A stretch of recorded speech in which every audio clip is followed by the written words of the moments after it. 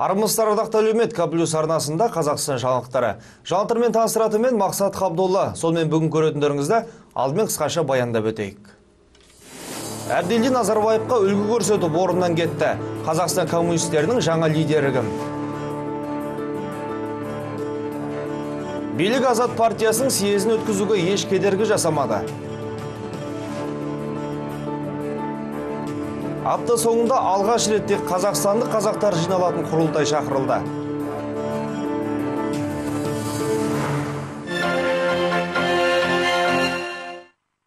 Қазақстан коммунистік партиясының тек бірінші бас хатшысы Серікболсын Әбділдин өз орнынан кетті. Серікболсын Әбділдин 1981 жылдан бастап кеңес үкіметі құлағанға дейін Қазақ СССР Компартиясының орталық комитетінің мүшелігінде болған. Ал 91 жылдан бастап оппозицияға ауысады. Сондай-ақ оппозиция партиялары ішінен бірінші болып Қазақстан президентінің кандидатына ұсынылған. 73 жастағы саясаткер Нұрсұлтан Назарбаевты бірінші болып орнынан кетті. Сол арқылы жастарға жол беру керектігін түсінгендей. Енді оппозиционердің орнына Ғазиз Алдамжаров келеді. Ал бұдан былай Әбділдин аталмыш партияның жай ғана құрметті мүшесі. Должна быть ротация.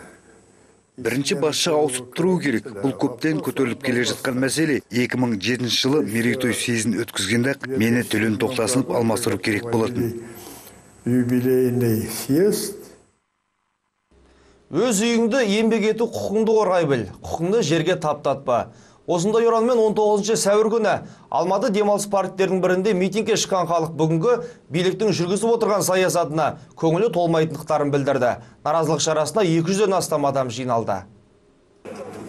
Жиналғандардың үкіметке өкпесі қара қазандай. Сөздерінен ұққанымыз банктер кепілдікке қойған үйлерін тәркілеп жатыр. Керек жердегі тұрғындарды самозастройщиктер деп атайтын компания Алматы маңайдағы тұрғын үйлерді бұзу жұмыстарын тоқтатар емес. Жатақханаларда тұратын отбасыларды қудалап жатыр дейді бас көтергендер. Ипотека бағдарламасы бойынша үй алмақ болып қарызға белшесіне батқандар, алданған үлескерлер, жекеменшік кәсіпкерлер бүгін барлығы осы алаңнан табылды. Олардың қойып отырған басты талабы мемлекеттің ішкі саясатын өзгерту. Сондай-ақ оларды қолдауға әлі тіркелмеген Алға партиясының мүшелері де келіпті. Қала тұрғындарының наразылық шарасын қатаң бақылауға алған полиция қызметкерлері бұл жолы қоғамдылыққа көрсетпеді. Правительство Масимова 9 октября 600 адам үй ала алмай жүрміз. Үйдің 95% салынып қойған. Бірақ 3 жылдың ішінде ауыз су тартылмай жатыр. Мәсімовтің өзі басшылық етіп мемлекеттің арнайы қаулысы шыққанына 7 ай болды. Бірақ Мәсімов, Шукеев, Долженков әлі бір шешімге келе алмай отыр. Қолдарынан келмесе тендерді басқа біреуге берсін. Тендером не могут найти застройщика. Алматыда Азат партиясының съезі болып өтті. Екі партия біркелкі екінші рет өткен съезде 198 делегат пен елдегі көптеген саяси ұйымдар атынан қонақтар қатысты. Саяси одақ лидерлері мәселені партияны тіркемей 6 ай алдаусыратқан әділетсіз билікке деген назынан бастап, олардың өздерінен қорқатынын мәлімдеді. Билік бізді әлі күнге дейін тіркеуден өткізген жоқ. Неге? Өйткені билік біздің біріккен Азат ЖСДП партиямыздан қорқады. Арғы әңгіме жауыр да болса ауыр тақырыптарға арналды. Өздеріңізге белгілі мәселелер, доктрина туралы, Қытайға жер бергізбеу туралы, кедендік одақ туралы. Осы өзектілерге қарсылығын білдірген партиялықтар қолға билік тисе, мұны шешу сөз еместігін аңғартты. Азаттықтардың айтуынша елдің ең қауіпті қылмыскерлері сот ісі, заң саласы серкелері. Бақиевті жарылқаған президент әрекетті де қатты сыналды. Оппозицияның мұндай мәлімдемесінен соң қоғам қайраткерлері мынадай пікірге кеп жатты. Қырғыздың қаншама қан төккен президентін өзіне әкеліп қолтығына тығып отыр. Осының өзі біздің президентіміздің адал адам емес екендігін көрсетеді. Осы жағдай. Міне осы мынау съездегі көтеріліп жатқан мәселе осының бәрін қамтып жатыр деп ойлаймын. Бұл съезд дәл уақытында болып жатыр. Меніңше өте мазмұнды. Ал жастар жағы өзінше ой тиді. Бірі қуаттаса, екіншілері таңдау еркіндігін жоғын айтып мұңайды. Көңілімнен шыққан кезде басқа енді альтернатива жоқ, шын айтып керек. Қазір Қазақстан саяси картасында жағдайында екі-ақ партия Нұр Отан болмаса ОСДП Азат қана болып тұр. Сондықтан мен қазір ОСДП Азатқа көбірек көңілім толып жатыр.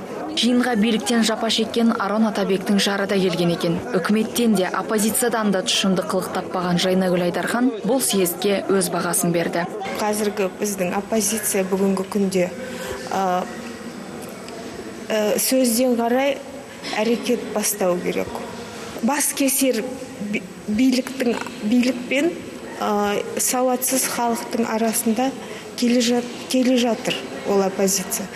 Сондықтан ол әлі қобалжуда. Азаттық социал-демократтардың съезі осымен тәмамдалды. Партиялықтарға артар сенім, күтер үміт, қорқатын күдікте көп болды. Ал ақиқатын уақыт таразылайды.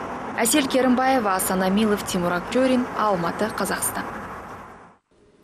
Ай бұрын жеткен мәліметтер азаттықтардың құрылтай соңын еш кедергі қарамастан митинг айналдырып, наразылық акциясын Шоқан Уәлихан ескерткіш жалын өткізетіндіктерін білдірген.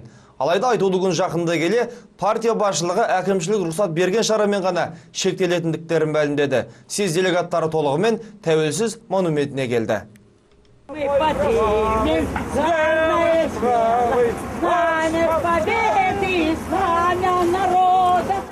Наразылық шарасына 500-ден артық адам қатысты. Жиналғандардың басым бөлігі Кәрім Мәсімовтің отставкаға кетуін талап етіп отыр.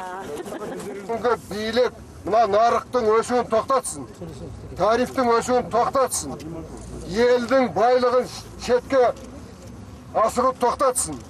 Ең басты жерімізді сақтап қалсын. Ең басты тәуелсіздігіміз біздің ең басты құндылығымыз. Соған нұқсан келтірмесін.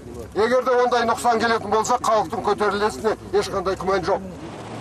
Қазақтың тұңғыш ғарышкері Тоқтар Әубәкіровтің айтуынша, қазіргі билікте тек оппозиция өкілдері ғана емес, сонымен қатар қарапайым халықтан наразы.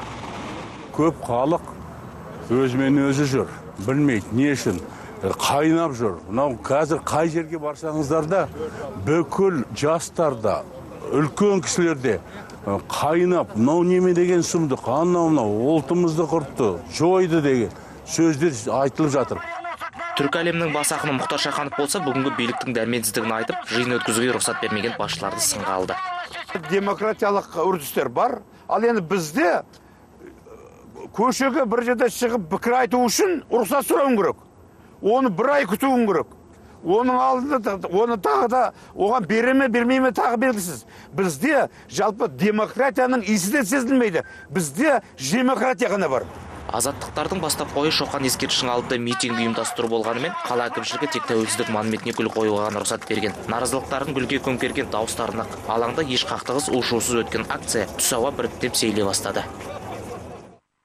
Эпатажда қылықтарымен танымал болған Арман қозғалысын жетекшісі Ермек Нарымбаев азаттықтар ұйымдастырған шеруге жетпей қалды. Оны өз үй алдында полиция қызметкерлері тұтқындаған болатын.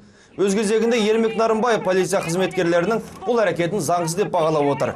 Себебі тұтқындау барысында полиция тарапы тиесілі протоколда толтырмағын құсайды. Ермек Нарымбаев бұл тұтқындаудың саяси астары бар екендігін айтады. Превентивное сдержание в целях... Мен үйден шыға берген сәтте мені бір топ полиция қызметкерлері тұтқындады. Маған ешқандай айып таққан жоқ. Менің ойымша бұл биліктің жасағаны. Мұндай шараға оппозиция өкілдерін қатыстыруға қорқады.